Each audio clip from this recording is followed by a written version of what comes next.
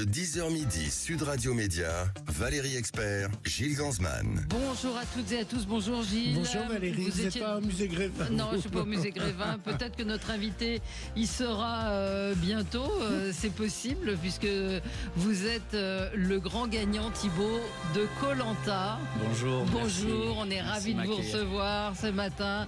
Gagnant de la tribu maudite, ça va, pas trop fatigué? C'était en direct hier soir Oui, sur TF1. c'était en direct, on a fini un peu tard. Ouais, carton d'audience. Super. Ouais. Alors. Et sur toutes les cibles? Ouais. Gagné sur toutes les Alors cibles. heureux, comme on Très dit. heureux. Ouais. Très heureux. Vraiment une grande fierté d'avoir gagné Koh-Lanta, qui est pour moi depuis tout petit une émission que je rêvais de faire. Ouais. Voilà. Parce que vous êtes agriculteur, il faut le rappeler pour nos auditeurs qui découvrent ou qui ne vous connaîtraient pas. J'ai jamais pris le temps de m'inscrire et là, inscription et j'ai été pris. C'est vous qui vous êtes inscrit? Comment ça s'est passé? Il y a eu une discussion en famille? Oui, j'avais déjà parlé un petit peu à mes parents que si jamais j'avais besoin d'un petit coup de main pour me garder mes filles. Ils étaient là, ils m'ont dit il n'y a pas de problème, tu peux y aller. Et votre exploitation, qui s'en est occupée? Un petit peu mon cousin, mon oncle qui sont agriculteurs aussi, mes parents, voilà, ils se sont... Et quand vous êtes revenu, c'était pas trop la grosse cata Non, pas du tout. Ils s'en sont très bien occupés. Ouais. La motivation, c'était quoi? Parce qu'hors antenne, on parlait, Gilles, il est obsédé par les 100 000 euros. Pas du tout. Vous avez mis 100 000 euros et tout. C'était quoi votre motivation première? C'était un défi physique pour vous? Défi physique. Je suis compétiteur dans l'âme, donc voilà, un défi de me surpasser physiquement. Et j'adore la survie, la vie en pleine nature, de par mon métier, puis aussi une passion depuis petit. Et puis vous avez dit quelque chose de très important dans le dernier épisode. Vous avez fait ça aussi pour reconquérir votre femme. Est-ce que c'est quelque chose qui a marché? C'était très émouvant comme passage. Ça a été énormément retweeté. Il y a eu beaucoup de gens sur les réseaux. Vous êtes déjà première. 2 questions. 1, ça vous a pas choqué de voir ce passage-là diffusé? Et 2, est-ce que vous l'avez reconquis? C'est pas si simple que ça, la vie. Non. Voilà. Bon. Mais bon, c'est pas grave, comme je l'ai bien expliqué à Denis, c'était Koh-Lanta pour moi un moyen de me relancer dans ma vie, d'arrêter de broyer du noir. Et là, je l'ai fait de la plus belle des façons. Donc finir comme ça, c'était l'apothéose déjà. On va en reparler. Mais elle n'a pas répondu à votre demande. Non, elle n'a pas répondu, mais c'est pas grave. On va en reparler avec vous dans un instant et on va tout de suite passer au zapping. Sud Radio Média, l'instant zapping. Censure, Valérie, c'est le mot, il est partout hier, oh là là, sur toutes les chaînes. Ça partait dans toutes les conjonctures possibles et inimaginables pour le futur, le nouveau gouvernement, va-t-il se représenter ou pas? Et hier, le Premier ministre, alors carton d'audience, Valérie, 10 millions de personnes étaient devant leur écran.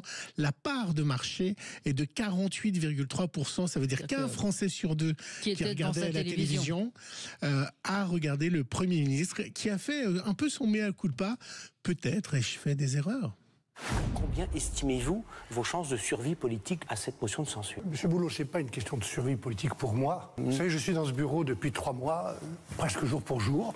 J'y suis arrivé il y a 3 mois, le 5 septembre, en me disant que je pouvais partir le lendemain matin parce que la situation politique est tellement compliquée. C'est la première fois depuis 58, depuis 60 ans, depuis le début de la Ve République, qu'il n'y a pas de majorité du tout. Et aucune majorité possible entre 3 grands groupes, même si celui qui me soutient est le plus nombreux, avec 220 ou 230 députés. Donc je sais que c'est une situation fragile et éphémère. Et pour tout vous dire, je suis fier de servir, je suis très honoré d'être Premier ministre, mais les dorures qui sont autour de nous, les voitures officielles, les ordres de la République, je m'en fous. C'est pas le sujet, c'est pas moi qui suis en cause. Ce qui se passe dépasse très largement ma seule condition. Je m'en fous. C'est rare qu'un Premier ministre dise allez, un moment, ça va, quoi. Facile à dire. Oui, facile à dire. Valérie, est-ce que vous avez ouvert votre petite fenêtre ce matin? La petite fenêtre de quoi? De mon calendrier de l'Avent. Mais oui, du 4 décembre, il y avait quoi derrière? Il y avait un petit chocolat. Il y a un petit chocolat. Et oui, Valérie, les calendriers de l'Avent sont devenus un marronnier. Ils en font un tabac. Alors évidemment, dans les médias, on en parle beaucoup. Et puis on en a beaucoup parlé aussi sur CNews et Europe 1 quand une école a voulu interdire, évidemment, les calendriers de l'Avent petite revue de presse des médias du calendrier de l'Avent dans le quotidien. C'est plutôt rigolo. C'est bientôt Noël et qui dit Noël dit calendrier de l'Avent. Un sujet plutôt consensuel chaque année au mois de décembre sur la plupart des antennes. Voilà comment on parle du calendrier de l'Avent. Vous avez un calendrier de l'Avent ? La folie des calendriers de l'Avent. Calendrier de l'Avent. Calendrier de l'Avent. Calendrier de l'Avent. Et on va tout de suite ouvrir la deuxième case de notre calendrier de l'Avent. Mais ça c'était avant que nos voisins du dessus ne s'en mêlent. Une histoire de calendrier de l'Avent, mais que se passe-t-il ? Ça a l'air d'être un sujet grave. Après les crèches, ce sont les calendriers de l'Avent qui font polémique. Le calendrier de l'Avent est interdit dans les écoles. Ça se passe dans l'Aisne. Est-ce qu'on se dirige vers la fin de toutes les traditions de Noël ? La déconstruction de Noël, c'est affligeant. Franchement, est-ce qu'il n'y a pas d'autres priorités à l'école ? Il y a d'autres choses à faire. Est-ce que vous avez offert un calendrier de l'Avent à vos filles ? Bien sûr. Ouais. Bien sûr. Oui. C'est la tradition. Et elles adorent. Je veux dire, bien sûr. Vous ouvrez avec elles Ouais, j'ouvre avec elles. Alors une semaine sur deux, mais du coup, ça on laisse pour moi du coup. Elles ont quel âge ? Elles ont 7 et 5 ans. D'accord. Ouais, donc calendrier de l'Avent, on est en plein dedans. Ouais. Incroyable interview hier, Alain Prost dans C'est à vous. Il est revenu sur l'époque, Valérie, vous savez, où il était le mal-aimé des Français, à tel point que le pilote champion a été obligé de quitter la France. Il s'est confié hier dans C'est à vous. Quand même dire les choses, c'est que ça n'a pas toujours été très, très gai et très simple. Bon, après, ça endurci, mais on m'a brûlé ma voiture sur mon parking. Oui. J'avais des menaces de mort absolument toutes les semaines. On me crachait dessus quand j'étais dans la rue. C'était épouvantable. C'est à ce moment-là que je signe avec McCormack, la grande agence sportive à l'époque. Et McCormack lui-même me dit, trouver des contrats, des machins. Je lui dis, la seule chose que je veux, c'est partir de France. Vous avez une organisation, je veux habiter n'importe où, mais je veux partir de France. Et c'était fort, hein. C'était très très fort ce qu'il racontait. Qu'est-ce qu'on vous dit, vous, dans la rue, depuis que vous avez fait Koh-Lanta, là, pour l'instant, le gagnant, vous allez avoir d'autres réactions, mais entre les épisodes tournés et la diffusion... J'ai été beaucoup en Corse, donc du coup, en Corse, les gens me reconnaissaient, me connaissaient déjà un petit peu d'avant, et ils sont très fiers de moi, j'ai vraiment beaucoup de congratulations, c'est très honorifique, ça fait plaisir à entendre. Ouais. Vous avez peur de cette célébrité ou pas ? Peur, non. Après, j'ai un petit peu quand même de peur sur comment profiter avec ma famille. Il y a des moments, par exemple, où on voudrait être avec ses proches, sa famille. Bon, on est accaparé par répondre aux questions. Mais bon, c'est un moment dans une vie, c'est une petite fenêtre et en profiter, ça mange pas de pain. Vous êtes donc le grand gagnant de Koh-Lanta, on va en parler après, une émission qui a presque 30 ans. Hier dans Bonjour sur TF1, Denis Brognard a parlé de son premier plateau de Koh-Lanta. Premier plateau où il arrive, il descend d'un avion avec tous les candidats et c'est là où il dit bonjour, etc. Et vous allez voir, il a une drôle d'anecdote sur ce premier plateau. Nous sommes au point de départ de l'aventure. Il y a encore 24 heures, ces hommes et ces femmes ne connaissaient rien de leur destination finale. Pour la petite histoire, je suis dans le camion avec eux, mais ils ne me connaissent pas. Je pense que je suis candidat comme eux. Et à l'époque, il y avait eu un écho dans certains magazines disant que ça pouvait être la gaffe. Quand les gens ont compris que c'était moi, j'en ai entendu un derrière moi dire « Moi, je pensais que ce serait la gaffe. » Et pour la petite histoire, ce plateau-là, on le fait. Tout est nickel, ça se passe bien, et d'un seul coup, mon producteur vient me voir et me dit « Denis, reste concentré, on va être obligé de le refaire. » Je dis « Ah bon, pourquoi ?» Parce qu'on n'a pas enregistré. Et là, je pense que c'est une blague, que c'est un bizutage. Ça, c'est l'angoisse. Il dit « Non, je te jure, concentre-toi. » Et effectivement, c'était encore l'époque, vous savez, des gros magnétoscopes. Il fallait appuyer sur REC et Play en même temps pour que la lumière rouge s'affiche. Et un gars avait oublié d'appuyer, quoi. Et un gars avait oublié d'appuyer. Est-ce que Denis est à la télé comme dans la vie, vous qui l'avez fréquenté ? Ou dans la vie comme à la télé. Ou dans la vie comme à la télé. Je dirais même qu'il est encore plus impressionnant en vrai, sur l'aventure. C'est vraiment là, on se rend compte, il est grand, hein, du fait de sa grande taille, mais de sa voix aussi. Et puis il nous capte tout de suite. La première rencontre sur la plage, à l'arrivée, c'était quelque chose. Hein. Il était à l'autre bout de la plage, on l'entendait comme s'il était à côté de nous. Et puis vraiment, il a une... vous ne l'avez jamais vu technique. avant vous l'avez vu quand vous étiez dans le jeu. Voilà, après à la télé, bien sûr. Oui, mais la toujours. première fois physiquement, c'était sur la plage. Oui, c'est ça. On l'a pas vu avant. C'est impressionnant. Ouais, très... 20 jours, Valérie, 20 jours, Thibaut, 20 jours avant le Orochu, avant le Upiatu, de Upiveretu. Je parle corse. Et la fameuse, donc vous pourriez me dire c'est super. Ouais, très bien, bravo. Alors, le Orochu, c'est le feu dans la cheminée, c'est ça. Ouais. Le Upiatu, de Upiveretu, c'est l'assiette pour le pauvre. Et la fameuse Vegia de Natal, la veillée de Noël, puisque dans 20 jours, c'est Noël, nous sommes le 4 décembre, c'est bientôt Noël en Corse, et en votre hommage, j'ai mis une chanson de Noël en Corse.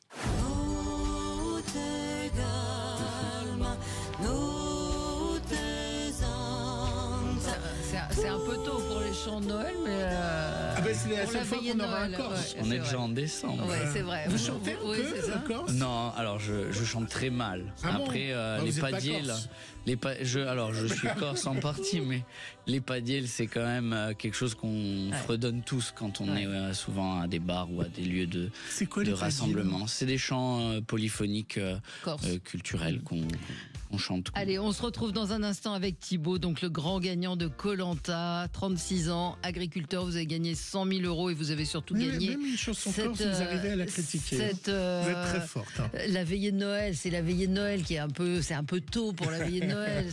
Voilà, ils chantent pas Maria Carré en. Si, en non, Corse. mais je vous mettrai demain, quelque chose qui vous fera plaisir. On se retrouve dans un instant avec Thibaut pour parler de Koh-Lanta. À tout de suite. Le 10h midi, Sud Radio Média, Valérie Expert, Gilles Gansman, Radio Média, l'invité du jour.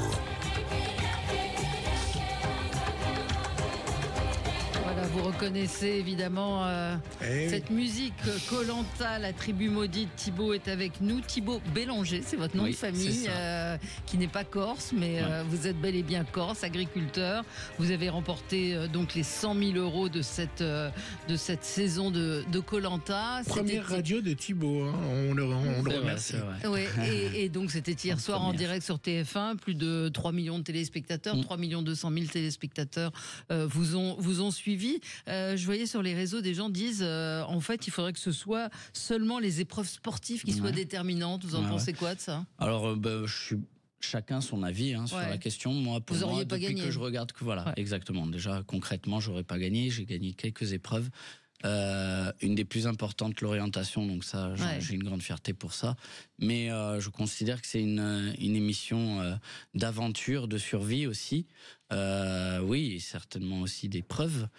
J'ai été un très bon moyen, souvent très proche des premiers, mais je pense qu'il faut faire aussi au mérite sur le camp et sur la survie. Ouais. En tout cas, c'est très important parce que j'apporte à manger sur le camp pour ceux qui gagnent. Donc, Et oui, vous nous avez pas amené de poisson ni de notre coco ce là, matin. à Paris, dans la Seine, alors que je pouvais pas plonger. D'où vous vient le fait de pouvoir pêcher parce que dans ceux qui n'ont pas regardé l'émission, pour nos auditeurs, dans cette émission-là, donc évidemment, vous avez 120 grammes de riz par jour. Et évidemment, vous avez très très faim. Et vous, alors la pêche, c'était votre truc. Hein. Ouais, c'était mon kiff. Ouais, j'adore la pêche sous-marine depuis tout petit. Je suis mon frère, et puis chez nous, c'est quelque chose un petit peu de traditionnel. De la vie, tous les jeunes garçons ont un fusil à harpon à leur 10e année. Et du coup, on part à la pêche entre copains, on pêche sans arrêt dès que l'eau est un peu plus chaude, 6 mois de l'année. Et donc c'était tourné aux Philippines, il y avait beaucoup de poissons dans la mer ou pas? C'est un petit peu surpêché, donc on va dire que les mailles, la taille des poissons est petite. Ah ouais. Voilà. Contrairement à chez moi en Corse où c'est très préservé, très, très contrôlé, on arrive à avoir vraiment des belles pièces de poissons. Et en peu de temps, on fait beaucoup de kilos, alors que là-bas, il faut énormément de temps, énormément d'efforts. Les poissons, en plus, sont en instinct de survie, vraiment, dans l'eau, et ils vont beaucoup plus vite. Donc, à ce point-là, vous avez vu une vraie différence. Qu'est-ce que vous retiendrez de cette aventure? Ce qui a été le plus dur et le plus agréable? Il y a une vraie cohésion du groupe, ce que vous nous disiez hors antenne. Vous êtes restés tous en contact.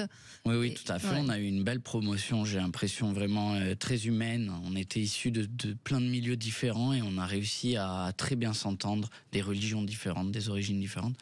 Donc ça, c'était vraiment une belle partie de l'aventure, je trouve. Et on a réussi à... Voilà, il n'y a pas eu énormément quelques disputes, mais pas non plus. Juste le plus difficile, ça a été quoi pour vous? À la fin, c'est catastrophe. Sur les épreuves. La fin, il y avait presque plus à manger. Mais vraiment, mais la fin, je veux dire manger quoi. Dès le premier jour, on est atteint par la faim. On a vraiment. Vous avez perdu combien de kilos? Alors très très très peu, un petit peu étonnant. Je crois, il faudrait vérifier, mais que c'est un petit peu un record. Je n'ai perdu que 2 kilos. Incroyable. Ouais. Et est-ce que le riz de Gustin était vraiment si bon que ça? Somptueux. À ce point-là? Excellent. Mais il avait une pâte. C'était pas un mensonge, on avait vraiment du gastronomique en bouche. Il le déglaçait, il le sublimait avec des petits copeaux de noix de coco qu'il avait fait revenir. Ça donnait comme un petit goût de lard. Et ce qu'on manquait, quoi, de la saveur. Après, il y a eu le sel. Il y a Maxime qui avait trouvé du poivre de mer. Donc c'est vraiment on sublimait nos plats. C'était incroyable. L'épreuve la plus difficile pour vous? Alors c'était une épreuve au tout début où on était en équipe. C'est l'épreuve du feu où on doit allumer une soucoupe en l'air. Et très physique, très rapide, beaucoup de pression. Et c'est l'épreuve où il fallait gagner le kit de pêche. Et on a perdu les jaunes. Et du coup, grosse frustration. Alors vous êtes le premier à gagner la course d'orientation. Quand vous plantez votre couteau, vous vous adressez en Corse, si vous parlez en Corse, qu'est-ce que vous avez dit? J'ai dit que voilà, Enfin une victoire, même si j'en avais déjà une lors des sacs. Non, mais les phrases corses que vous avez prononcées, je me rappelle plus. Ça. Vous vous souvenez plus de ce que vous avez dit? Vous avez fait quelque chose? J'ai crié Vito et la victoire, quoi. Et voilà que j'avais enfin fait mes preuves sur l'aventure. Je crois que c'était quelque chose comme ça. Je me rappelle plus exactement. Et moi, j'ai pas compris pourquoi vous reposiez les pierres au même endroit. Pour avancer. Parce que je pensais que vous auriez pu les jeter. Ouais, mais en fait, c'était sur un large espace, il y avait des galets partout. Donc je l'ai balancé à un endroit où autant le poignard allait être dessus. J'y ai pensé.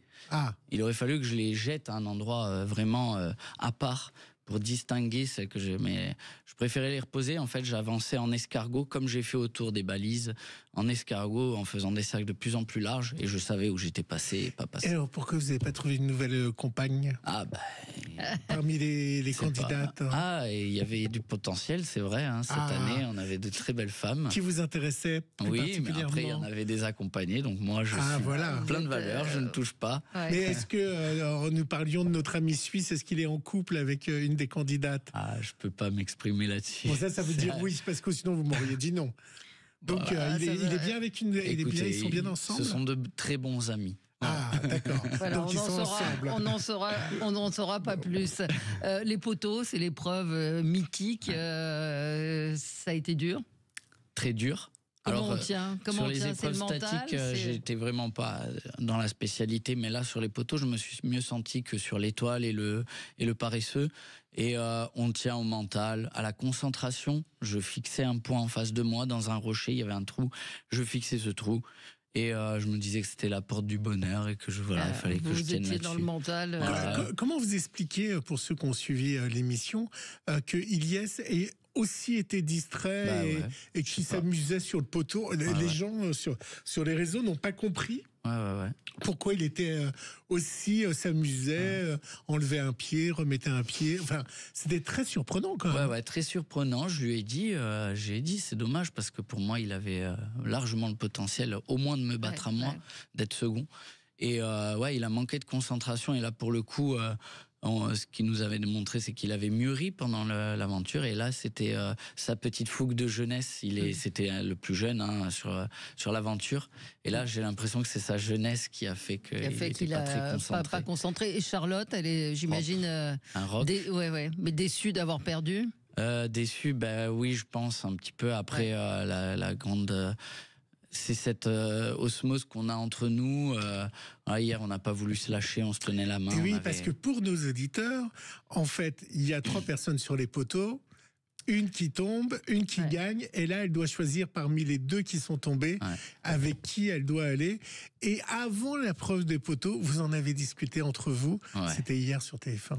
Ce qui est bien avec cette épreuve, c'est que même si tu tombes le premier, tu peux être quand même finaliste. Ça dépendra de nous 3, tu vois, de qui l'autre choisit. Vous voulez pas établir une règle là-dessus, vous? C'est-à-dire le premier choisit le second et puis c'est tout.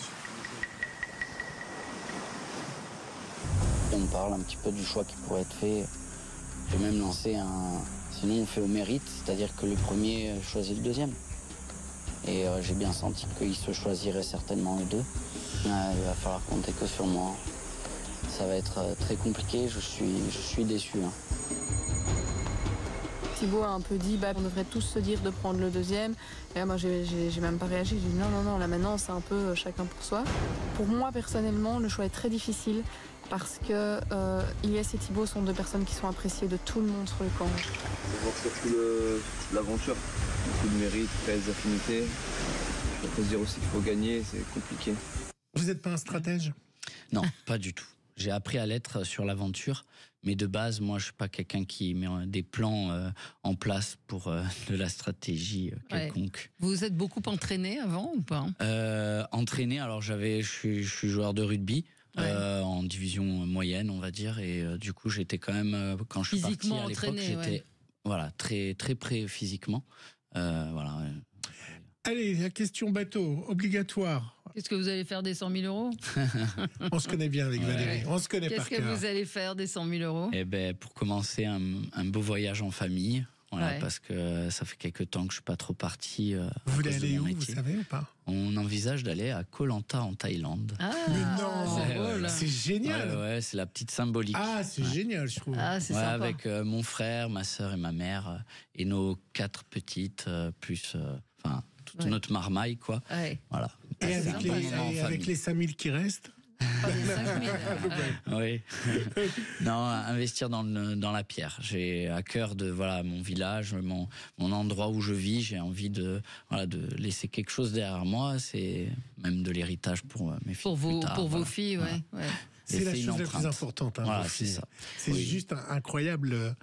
Il faut signaler quand même le très bon bilan de cette saison. Hein. C'est une émission qui est regardée par les jeunes. C'est 36% de part d'audience sur les 4-14 ans. Elles regardent vos filles? Elles vous ont regardé? Ah, totalement. Ouais. De leur petit âge, je pensais pas que le mardi elles tiendraient aussi tard. Ouais. Et au final, c'était tout le temps. Et puis le mercredi matin, il fallait regarder en rediffusion. Et puis elles le n'avaient pas peur pour vous encore, Elles n'avaient pas peur? Elles ont pas. Oui, elles ont beaucoup stressé. Je voulais pas leur dire la finalité parce que à cet âge-là, ça tient pas trop sa langue. Ouais. On est sous contrat, on peut pas. Et combien de temps entre le tournage et l'émission d'hier? C'est long parce que il y a eu 6 mois, 8 mois. Ouais, c'est ça, à peu près 5-6 mois. Ouais.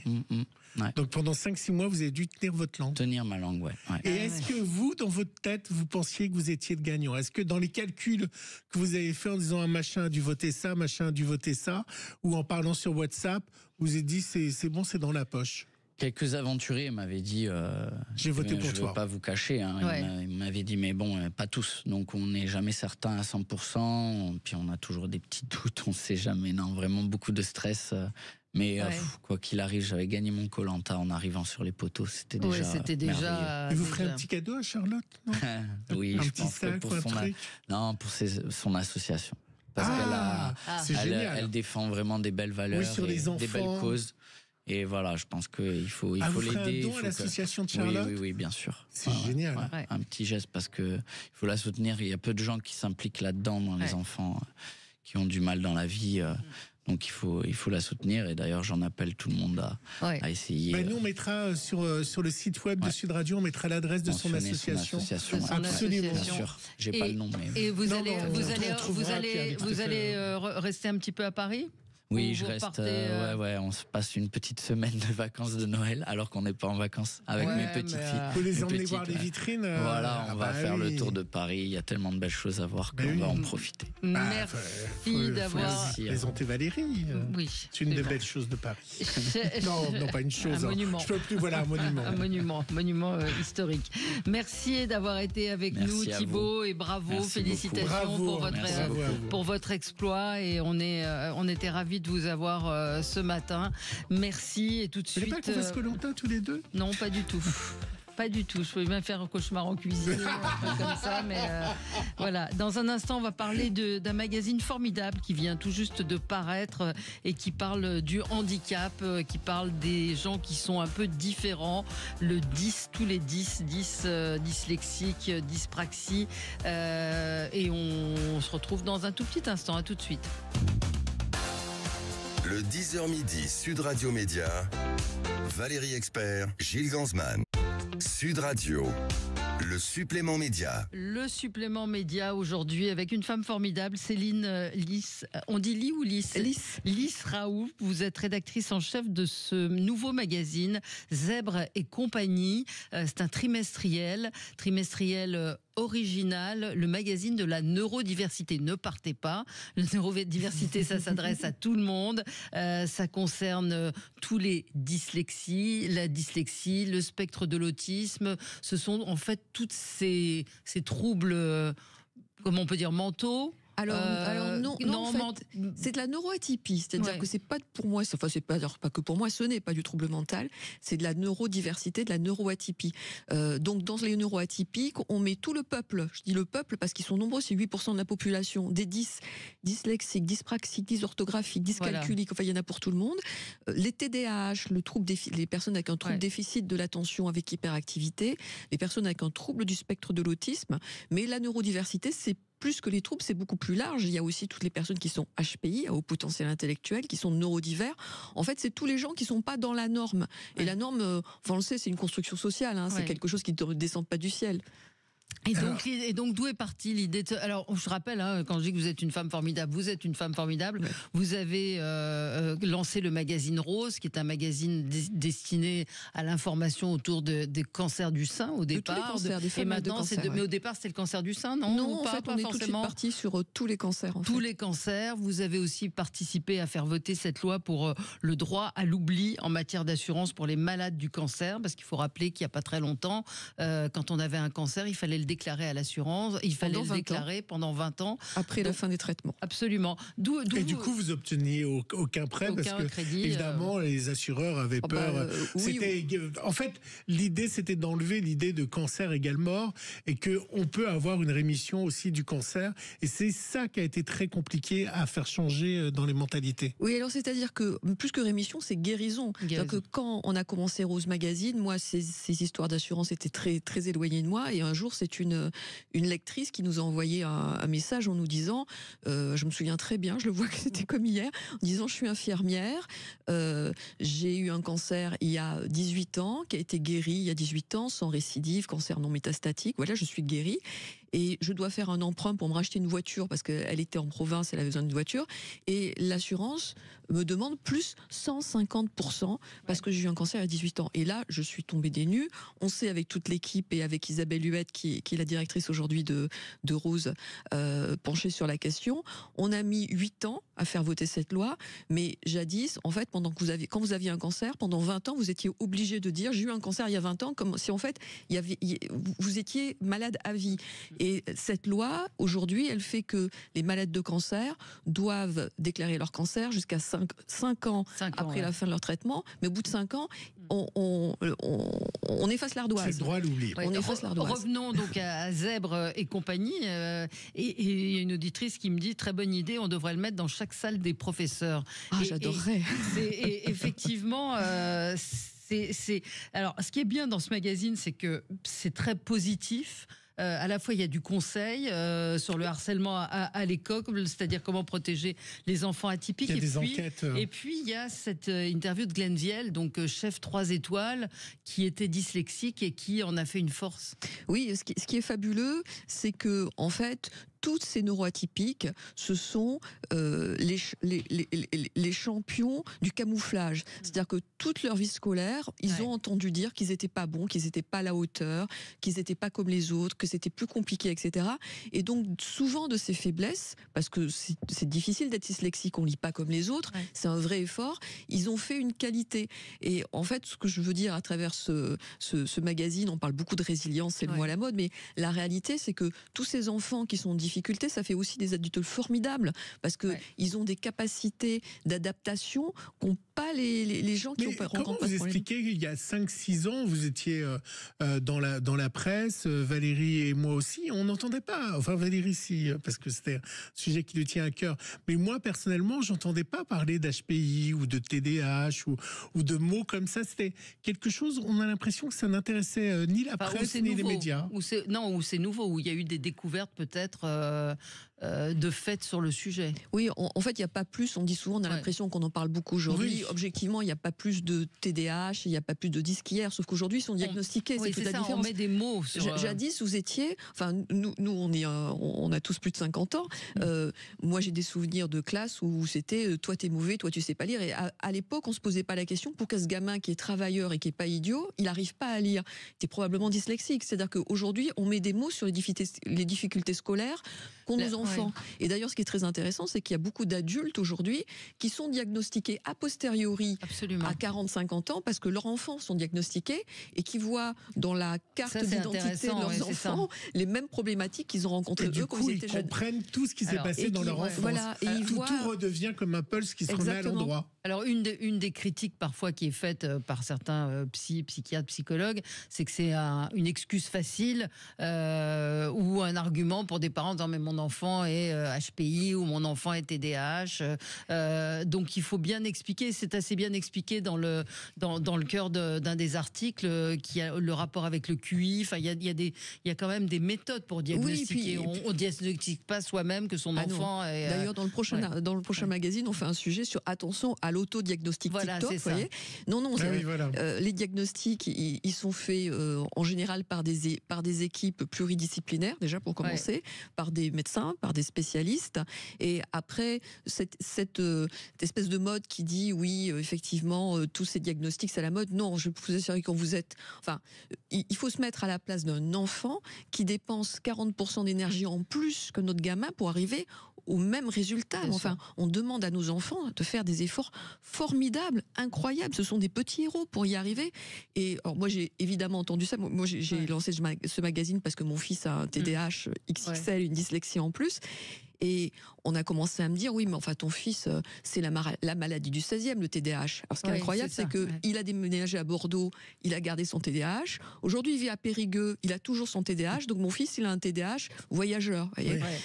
Ça se manifeste comment ? Alors, quand il était petit, il était très très très actif et à la fois comme on est une famille de très actifs, on n'y fait pas très attention. Voilà. Et au fur et à mesure, on s'est rendu compte que pour arriver, c'était un garçon très travailleur, mais que pour arriver au même résultat que les autres, il lui fallait 5 fois plus d'attention. C'est-à-dire qu'il était épuisé tous les soirs et tombé comme une masse à 6 heures du soir en dormant.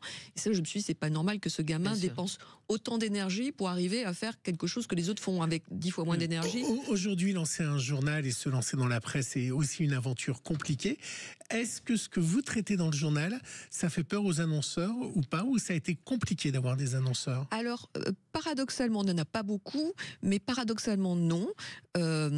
Je suis allée voir, alors je ne vais pas les citer, mais des gens qui nous ont beaucoup, vous parliez de Rose Magazine tout à l'heure, qui sont des gens qui ont des vraies valeurs et qui nous ont suivis pour Rose Magazine.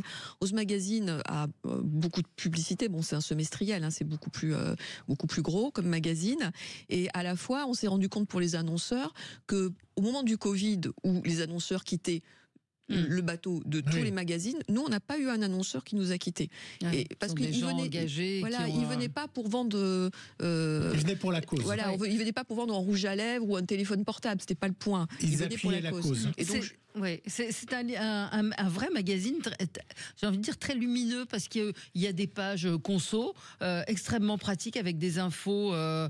Par exemple, j'ai appris qu'il y avait un cordon tournesol qui est offert dans les aéroports parisiens pour toute personne ayant besoin d'une assistance mais qui ne veut pas le divulguer. Il y a à la fin aussi spécial rentrée, bon il est sorti à la rentrée, des accessoires par exemple, ou des vêtements sans dessus sans dessous, c'est-à-dire un t-shirt sans couture. Donc c'est pas du tout je voudrais pas que les gens aient peur d'aller acheter ce magazine. Au contraire, moi je l'ai trouvé très gai, très intéressant. Il y a ce groupe de rock qui a été créé par des autistes. Il y a énormément d'infos. Il y a effectivement aussi une enquête assez implacable sur les lunettes miraculeuses pour corriger la dyslexie. Ça ne marche pas. Le miracle en santé, ça marche pas.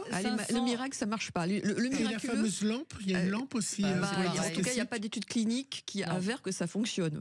Moi, je suis comme Thomas. La lampe, vous savez, qui fait des vibrations. Mais là, c'est pareil, c'est le même principe. 500 € les lunettes, ça marche pas. Ah bon et puis, j'aime bien cette petite page. Ce qu'il faut retenir, x3, le risque de subir un harcèlement scolaire est multiplié par 3 pour les enfants avec un TDAH ou un TSA. Et 1250 enfants français sont porteurs de handicap, dont une majorité d'autistes. Ce spectre autistique qui est très important aussi, dont il est important de parler. Arrêtons de culpabiliser les mères. Les choses sont en train de changer. On en a parlé avec Francis Perrin, mais on a eu pendant très longtemps un monsieur qui a fait énormément de dégâts en France sur l'autisme, qui était le grand spécialiste de l'autisme. Heureusement, il est parti à la retraite et qui culpabilisait les mères. Voilà, c'est mon petit coup de gueule de la matinée. Valérie, c'est toujours la faute des mères. Tout, la fin dans le monde, le trou dans la couche d'ozone. Quelle est votre cible? Il s'adresse à qui, ce magazine? Alors, il s'adresse à toutes les personnes neuroatypiques et aux parents de personnes neuroatypiques et à leurs proches. Et je pense que dans les personnes qui ont acheté le magazine, parce que il a très bien marché, il faut le dire. Il marche très bien. Alors, il est encore en kiosque. On peut encore l'acheter sur notre site zèbre-etcompagnie.fr. Mais par ailleurs, en fait, il a été en rupture de stock au bout d'une semaine à Paris. Et pourquoi zèbre? Alors zèbre, les zèbres, j'aime bien cette idée de zèbre parce que le zèbre, on dit souvent qu'il n'y a pas deux zèbres qui ont la même rayure et pourtant ils sont tous différents et ils sont dans le même troupeau. Et pour moi, c'est une image de la différence qui arrive à faire société. Voilà. Ouais. Voilà. Et Camille, une auditrice, me dit moi j'ai été à ESH et en fait on s'occupe pas du tout de ces enfants. Enfin, on ne prend pas en compte il y a pas trop peu de diagnostic qui est fait sur ces enfants-là. Merci d'être venu ce matin nous parler de ce magazine et puis on vous recevra pour le prochain Zèbre et compagnie, le magazine de la neurodiversité. Donc dans ce numéro, prévenir le harcèlement des enfants atypiques. Cette grande interview de Glenn Viel, la dyslexie m'a fait galoper. HPI, n'en faites pas une maladie. Et TDAH, vive le sport. Plein de choses dans ce magazine. Merci à vous d'avoir été avec nous, Céline Lisraou, ce matin. Et nous, on va débattre de l'actualité tout de suite. À tout de suite. À suivre sur Sud Radio, mettez-vous d'accord.